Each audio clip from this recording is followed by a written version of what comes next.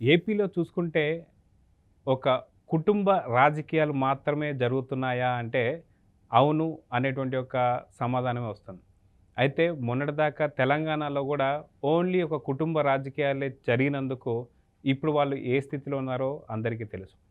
కాకపోతే ఏపీలో జరిగేటువంటి ఒక కుటుంబ రాజకీయాల్లో హత్యలు కావచ్చు, లేదా కట్టప్పులు కావచ్చు, చాలామందే ఉన్నారు అనేటువంటి వార్తలు వస్తున్నాయి. అయితే ఇవి ఏవో మేము మాట్లాడుతున్నటువంటి సందర్భాలు కాదు. ప్రముఖ మీడియా ఛానళ్ళు కావచ్చు, పత్రికలు కావచ్చు, ఇలాంటి క్రెడిబిలిటీ ఉన్నటువంటి ఒక కొన్ని సంస్థలు కూడా ఈ వార్తను ప్రచురించాయి. అయితే దీని మీద ఎంతవరకు వాస్తవాలు ఉన్నాయండి మనతో పాటు సీనియర్ జర్నలిస్ట్ కనకదుర్గ వడ్లమణి గారు ఉన్నారు. వారిని అడిగి తెలుసుకుందాం. మేడం నమస్తే. నమస్తే. నార్మల్గా ఒక క్రెడిబిలిటీ ఉన్నటువంటి ఒక పేపర్లు కావచ్చు, లేదా సంస్థలు, మీడియా సంస్థలు కావచ్చు, వాళ్ళ క్రెడిబిలిటీ అయితే సాధారణంగా పోగొట్టుకో. అది ప్రత్యేకంగా ఎన్నికలు జరిగే టైంలో మాత్రం ఖచ్చితంగా వీటిని విశ్లేషించి తర్వాత కూడా దాని మీద చాలా రకాలైనటువంటి ఒక ట్రోల్స్ వస్తుంటాయి కాబట్టి కొంత జాగ్రత్తలు తీసుకుంటుంటారు.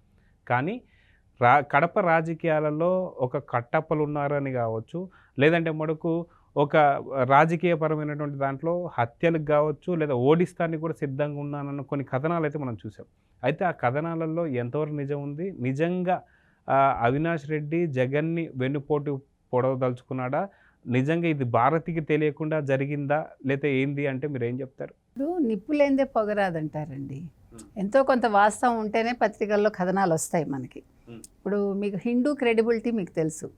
హిందూలో వచ్చిన వార్త ఇవాళ మిగతా పేపర్లో వస్తుంది, కానీ హిందూలో ఒకరోజు లేటుగా వస్తాయి కొన్నిసార్లు. దానికి కారణం ఏంటంటే వాళ్ళు చెక్ చేసుకుంటే కానీ ఏ వార్త వెయ్యరు సాధారణంగా. వాళ్ళు చాలా జాగ్రత్తలు తీసుకుంటారు. వాళ్ళు అనవసరంగా అంటే వివాదాలకు వెళ్ళరు అనమాట. ఆ రకంగా మీరు తీసుకుంటే తెలుగులో జమీన్ రైతు కూడా అది చాలా సంవత్సరాలు అయింది, ఇంచుమించు ఒక 60 సంవత్సరాలు అయింది మా పత్రిక పెట్టి. నెల్లూరు నుంచి వస్తుంది, చాలా మంచి పత్రిక అది. సో ఫస్ట్ ఆ పత్రికలో వచ్చింది కాబట్టి కొద్ది గొప్ప క్రెడిబిలిటీ ఉండి తీరుతుంది అందులో. అదేవిధంగా మీరు చెప్పినట్టు ఏబిఎన్ లేకపోతే ఆంధ్రజ్యోతిలో వచ్చిన కథనం కూడా, ఇప్పుడు ఆంధ్రజ్యోతి అంటే ఎందుకు భయపడతాయండి? అధికార పక్షం కావచ్చు, అంటే ఇక్కడ తెలంగాణలో కేసీఆర్, అంతకుముందు ఆంధ్రాలో అధికార పక్షంలో ఉన్న వైసీపీ ఆంధ్రజ్యోతిని బ్యాన్ చేసిన సందర్భాలు ఉన్నాయి కదా. పత్రికను కావచ్చు, ఛానల్ని కావచ్చు. ఎందుకని? వాళ్ళు వాస్తవాలు ఇస్తారు కాబట్టి. అంటే వార్తలో వాస్తవం లేకపోతే ఎప్పుడూ కూడా అధికార పక్షంలో ఉండేవాళ్ళు అంత భయపడరు. కాబట్టి అది కూడా క్రెడిబిలిటీ ఉంటుందనే చెప్పుకోవచ్చు. అవినాష్ రెడ్డి విషయానికి వస్తే, ఇప్పుడు తందాకా వస్తే కానీ అన్నట్టుగా, ఇప్పుడు నన్ను నేను కాపాడుకోవడం కోసం రాజకీయాల్లో ఎలాంటి ఎత్తులకి పై ఎత్తులైనా వేస్తారండి, అందులో సందేహం లేదు. ఇప్పుడు అన్నిటికంటే ప్రాణం ముఖ్యం. ఇప్పుడు మిమ్మల్ని ఏదైనా చేయడం నాకు చాలా తేలిక, కానీ నా దాకా వచ్చేసరికి నన్ను నేను ఎలా తప్పించుకోవాలి, నన్ను నేను ఎలా కాపాడుకోవాలి అని ఆలోచిస్తాను. ఆ విధంగా చూసుకుంటే భారతీరెడ్డి ఎంత అతనికి సపోర్ట్ చేద్దామనుకున్నా, మీరు చెప్పినట్టుగా ఒకసారి అసలు జగన్మోహన్ రెడ్డి గారే అన్నారు కదా, అవినాష్ రెడ్డిని వదిలేస్తే బీజేపీలోకి వెళ్ళిపోతాడు అని. సో ఈ వాస్తవాలన్నీ తెలుసు కాబట్టే వాళ్ళు ఇలా పట్టుకుని ఉన్నారు అవినాష్ రెడ్డిని. అంటే ఎక్కడ వెళ్ళిపోతాడో క్లచెస్లోంచి అన్నట్టుగా అవినాష్ రెడ్డిని పట్టుకుని ఉన్నారు. మొన్న అంత హైప్ ఇచ్చి సొంత చెల్లెల్ని పక్కన పెట్టి షర్మిలాని కాదనుకోవటానికి కూడా ఒక రకంగా అవినాష్ రెడ్డి కారణం, సునీతని కాదనుకోవటానికి కూడా అవినాష్ రెడ్డే కారణం. అంటే మనం మొత్తం అసలు ఈ సినారియో మొత్తం చూసుకుంటే ఎందుకు ఇంత జరిగింది, ఒక వ్యక్తికి ఎందుకు ఇంపార్టెన్స్ ఇచ్చారు వీళ్ళు అని ఆలోచిస్తే, అవినాష్ రెడ్డికి ఇంపార్టెన్స్ ఇవ్వటానికి కారణం ఈ బాబాయ్ హత్య ఏదైతే ఉందో, వివేకానంద గారి హత్య ఏదైతే ఉందో, ఆ హత్యకి సంబంధించి ప్రతి ఒక్క విషయం అవినాష్ రెడ్డికి తెలుసు, అవినాష్ రెడ్డి ఫాదర్కి తెలుసు, భాస్కర్ రెడ్డి గారికి. కాబట్టి ఇవన్నీ కూడా బయటికి పొక్కుతాయి, మళ్ళీ మేము దోషులం అవుతామని అనుకున్నారేమో భారతీరెడ్డి కావచ్చు, జగన్మోహన్ రెడ్డి కావచ్చు, లేకపోతే చేసిన వాళ్ళందరూ కూడా. అందుకోసం దీన్ని దాచే క్రమంలో అవినాష్ రెడ్డికి ప్రాముఖ్యత ఇవ్వాల్సి వచ్చింది వాళ్ళు. అయితే ఇప్పుడు మొన్న ఎన్నికల్లో ఎప్పుడైతే షర్మిల అవినాష్ రెడ్డికి ఎదురు నిల్చున్నారో బరిలో, ఎన్నికల బరిలో ఆవిడ ఎప్పుడైతే అపోజిషన్లో ఉన్నారో, మీకు తెలుసు అవినాష్ రెడ్డి ఎంత భయపడిపోయాడో మనం అతని ఫేస్లోనే చూసాం, దాని గురించి మాట్లాడుకున్నాం కూడా. కాబట్టి అప్పుడు భాస్కర్ రెడ్డి ఎవరైతే ఉన్నారో వాళ్ళ తండ్రి, ఆయన జైల్లో కూడా ఉండొచ్చాడు కదా, ఆయన ఒక ప్రపోజల్ పెట్టారు. ఎవరికి? బీటెక్ రవికి ప్లస్ తెలుగుదేశం శ్రేణులకి, గడపకి సంబంధించి కావచ్చు, లేకపోతే మెయిన్ పై వాళ్ళకు కూడా కావచ్చు. ఆ పెట్టడంలో మొత్తం కడపలో ఉన్న 6 స్థానాలు, 6 నియోజకవర్గాల్లో మేము హెల్ప్ చేస్తాం అసెంబ్లీ స్థానాలకి. ముఖ్యంగా పులివెందుల పులివెందుల బీటెక్ రవి నిల్చున్నారు ఎవరికి జగన్మోహన్ రెడ్డికి అపోజిషన్లో. కాబట్టి అంటే జగన్మోహన్ రెడ్డి కూడా మాకు ముఖ్యం కాదు. వాళ్ళు చెప్పిన అంటే వాళ్ళు కన్వే చేసింది ఏంటంటే జగన్మోహన్ రెడ్డి ఓడిపోయినా మాకు పర్వాలా, అవినాష్ రెడ్డి ఎంపీగా గెలవాలి. ఏ రకంగా చెప్పాలంటే దాన్ని గెలిచి తీరాలి వాళ్ళంతే. సో అందుకని వాళ్ళు ఒక డీల్ లాగా అనుకోండి ఇది. మేము మీకు అన్ని నియోజకవర్గాల్లో మేము అసెంబ్లీ స్థానాలకు మేము హెల్ప్ చేస్తాం, మీరు మాకు ఇక్కడ ఎంపీ స్థానానికి మీరు మాకు సపోర్ట్ చేయండి. అంటే కాంగ్రెస్ ఓడిపోవాలి, వైసీపీ కడపలో నెగ్గాలి ఎంపీ స్థానం, ముఖ్యంగా పులివెందులు కావచ్చు మిగతా నియోజకవర్గాలు కావచ్చు, మేము మీకు సపోర్ట్ చేస్తాం వైసీపీ ఓడిపోవటానికి. మీరు అంటే తెలుగుదేశం కావచ్చు కూటమి కావచ్చు, మీరు ఎవరు నిల్చున్నా కూడా we will help. So it's a very big deal అన్నమాట ఇది. అంటే ఇది వినటానికి చాలా చిన్నగా ఉంది కానండి, దీని వెనకాల మనం ఆలోచిస్తే అసలు ఎంత మేధ కదా, ఎంత అసలు ఇది మామూలు విషయం కాదు. జగన్మోహన్ రెడ్డి ఇంత హెల్ప్ చేసిన వ్యక్తికే వీళ్ళు వెన్నుపోటు పడవాలి అనుకున్నారంటే అంటే జగన్మోహన్ రెడ్డి ఏ స్థితిలో ఉన్నారు ఇప్పుడు, అంటే చాలా డేంజర్లో ఉన్నట్టే లెక్క ఆయన. మనం చూసుకుంటే ప్రధానమంత్రి గారు కూడా ఆయన చెప్తూ ఖచ్చితంగా ఈసారి 118 నుంచి 135 స్థానాల వరకు కూటమి గెలవబోతుంది అనేటువంటి ఒక అంచనాలు చెప్పారు. అయితే గ్రౌండ్ రిపోర్ట్లో లేనటువంటి ఒక వాస్తవాలు అయితే ఆయన మాట్లాడుకున్నారు. ఖచ్చితంగా గ్రౌండ్ రిపోర్ట్ నుంచి వచ్చినటువంటి ఒక న్యూస్తోనే ప్రధానమంత్రి గారు చెప్పుండొచ్చు. అయితే ఇదంతా విన్న తర్వాత వైసీపీ ఏపీలో ఓడిపోబోతుంది, సో వైసీపీని నమ్ముకోవడం వల్ల ఎటువంటి లాభం లేదు, ఎందుకంటే ఇప్పటిదాకా వైసీపీకి బీజేపీ సపోర్ట్ చేసింది కాబట్టి కేసుల్లోంచి పడగలిగింది.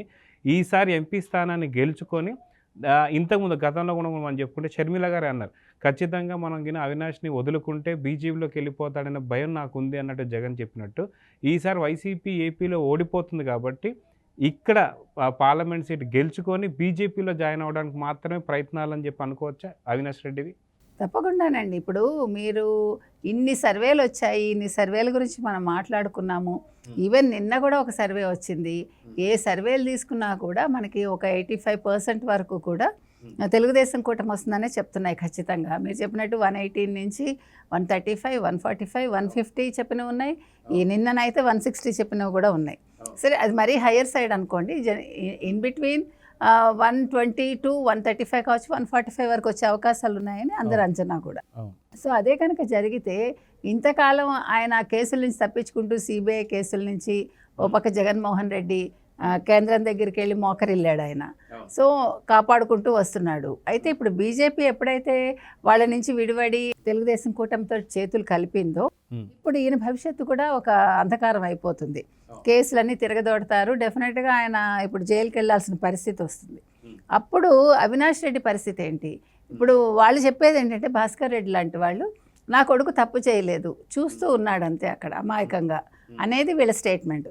కాబట్టి చూసేవాడికి ఇప్పుడు అతన్ని బయటపడేయడం ఈజీ అనేది వాళ్ళ ఉద్దేశం కావచ్చు. అంటే హత్య చేయలేదు, హత్యతో ఎటువంటి సంబంధము లేదు, హత్య జరిగిందని తెలుసు అతనికి అంతే. తెలిసి ఆ టైంకి వచ్చి అక్కడ చూస్తూ నిల్చున్నాడు కాబట్టి ఆ రక్తం మార్కలు గంగిరెడ్డి తుడుస్తూ ఉంటే కాబట్టి ఇది చూడడమే కాబట్టి తప్పించుకునే అవకాశం ఉండొచ్చేమో. అంటే దానికి ఏమైనా కేంద్రం కావచ్చు లేదా తెలుగుదేశం కావచ్చు సపోర్ట్ చేస్తుంది అనే ఒక ఉద్దేశంతో వాళ్ళు ఈ రకంగా ఒక డీల్ కుదుర్చుకుని ఉండొచ్చు. కాకపోతే ఇక్కడ భారతీరెడ్డి నష్టపోతుంది ఆ రకంగా చూసుకుంటే, అటు జగన్మోహన్ రెడ్డి అంతకంటే నష్టపోతారు. అంటే ఇప్పుడు సొంత బాబాయ్ని చంపిన వాళ్ళకి ఇవన్నీ ఈ రాజకీయాలు చాలా సాధారణం కదండి. అంటే మీ ఫ్యామిలీలోనే మీ జీన్స్లోనే ఈ రకమైన కుట్రలు కుతంత్రాలు అనేవి అలవాటైపోయి ఉంటాయి. లేకపోతే ఇప్పుడు ఒక ఎంపీ సీటు కోసం ఎవరైనా చిన్నానని చంపుకుంటారండి? అంతకంటే తెలివి తక్కువ ఏమైనా ఉందా? నిజంగా ఆయన్ని గట్టిగా అడిగితే ఆయన కాదనేవాడు కాదేమో. ఎంతైనా రక్తం అనేది చాలా చిక్కనైంది అంటారు కదా, బంధుత్వం అనేది చాలా ఎక్కువ కదా. ఏమో గట్టిగా అడిగితే ఆయన ఒప్పుకునేవాడేమో, దానికోసం ప్రాణం తీయటం ఎందుకండి? సో అక్కడ ప్రాణం తీశారు కాబట్టి ఇక్కడ అవినాష్ రెడ్డి అనేవాడు లేకపోతే భాస్కర్ రెడ్డి అనేవాడు వీళ్ళ బుర్రలు ఉపయోగించి అవినాష్ రెడ్డిని బయటపడేయడం కోసం భాస్కర్ రెడ్డి డీల్ కుదుర్చుకుని ఓకే నువ్వు జగన్మోహన్ రెడ్డికి అన్యాయం చెయ్యని చెప్పు ఉండొచ్చు. మనం అంటే వాళ్ళకి చాలా సహజం కావచ్చు, మనకు వినటానికి కొత్తగా ఉంది. కానీ అదే మనం వివేకం అనే సినిమా చూస్తే చాలా కళ్ళకు కట్టినట్టుగా ఆ కుటుంబంలో జరిగిన ప్రతి ఒక్క పరిణామాన్ని కూడా మనం చూస్తూ వస్తాం. అయితే పూర్తి వివేకం సినిమా చూసిన వాళ్ళు ఎవరైతే ఉన్నారో వివేకవంతులందరూ కూడా అర్థం చేసుకునేది ఒకటే ఒక పాయింట్ ఏంటంటే భారతీ రెడ్డిది ఎలాంటి కీలకమైన పాత్ర అనేది మనకు అర్థమైపోతుంది. భారతిరెడ్డి గారి కనసన్నల్లోనే ఇదంతా జరిగిందేమో అనేది సినిమా చూసిన ప్రతి ఒక్కరికి అర్థమవుతుంది.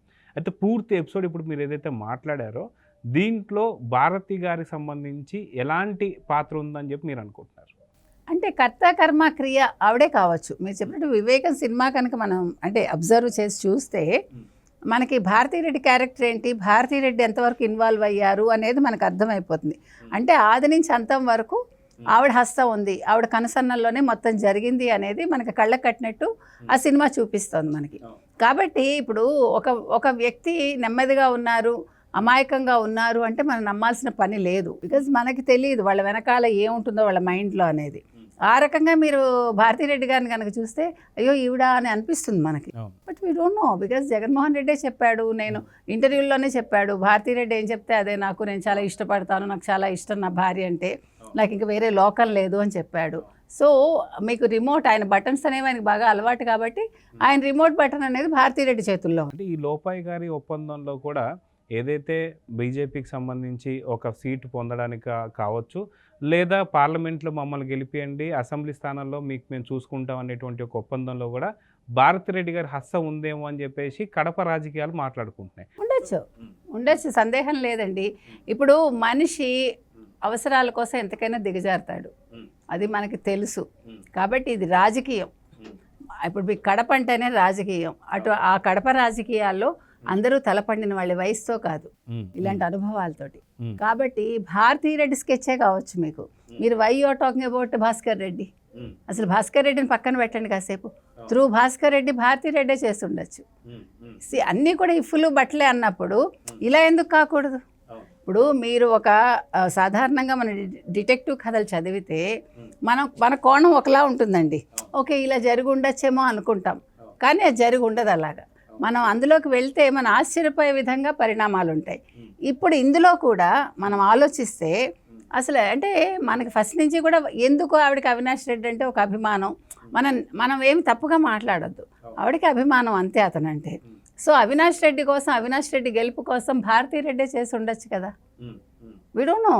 అంటే జగన్ ఓటమికి కూడా మద్దతు. జగన్ అనేవాడు ఒక పావండి అంతే. Jagan is not important here.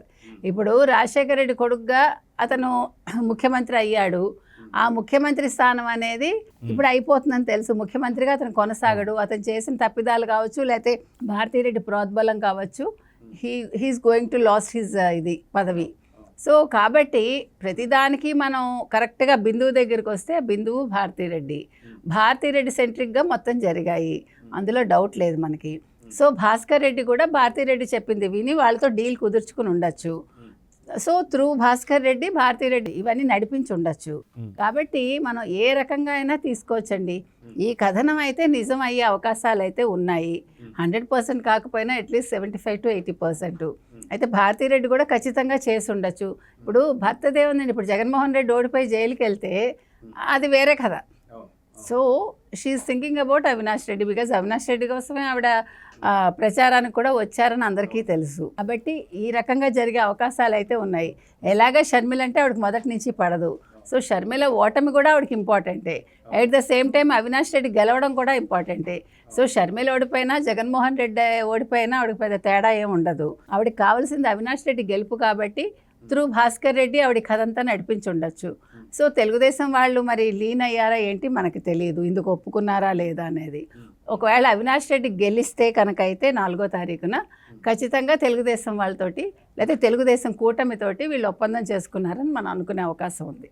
చూద్దాం మనం. ఖచ్చితంగా ఈ కడప క్రైమ్ కథా చిత్రానికి జూన్ 4వ తారీఖు అనేది ఫుల్ స్టాప్ పడుతుందా, క్లైమాక్స్ అప్పుడే కానుందా అనేది చూద్దాం. నమస్తే.